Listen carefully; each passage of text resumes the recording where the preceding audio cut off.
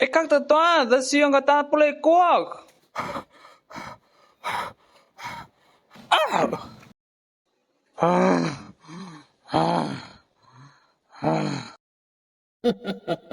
Félicitations, vous avez... Oh. Tu es fou? Pourquoi tu jettes des sorts dans le guide comme ça? Bon, je vais ranger ce coffre au trésor. Attends, tu as dit un coffre au trésor? Oui, c'est le coffre d'un dieu. Pour l'ouvrir, il faut le rencontrer et obtenir la clé.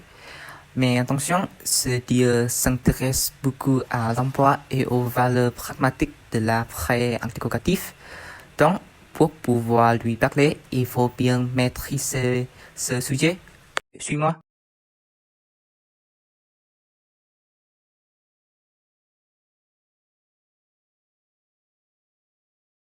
Avant de parler de l'emploi de la phrase interrogative, il faut d'abord comprendre qu'est-ce qu'une phrase interrogative. Du point de vue syntaxe, c'est une phrase utilisée pour poser une question. On peut la reconnaître grâce à deux éléments principaux. D'abord, l'intonation avec une voix montante à la fin de la phrase. Ensuite, les marques grammaticales comme le point d'interrogation à l'écrire ou les mots interrogatifs comme qui, que ou pourquoi. Maintenant, passons à l'emploi de la phrase interrogative.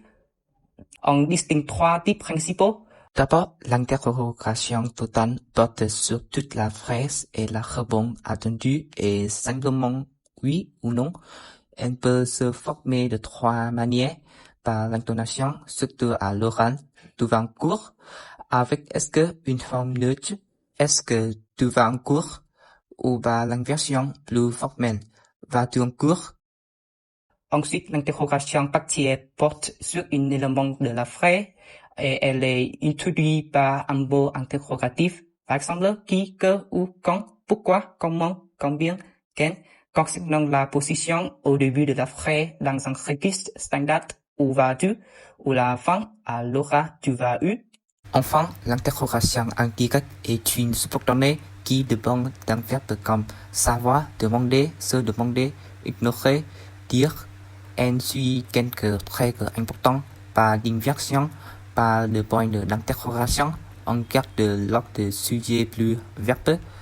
Par exemple, pour une question oui ou non, on utilise si, je me demande s'il y a un trésor dedans.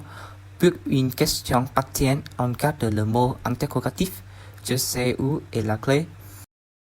Et qu'en est-il des valeurs grammatiques? Tu trouveras la réponse auprès du prochain question.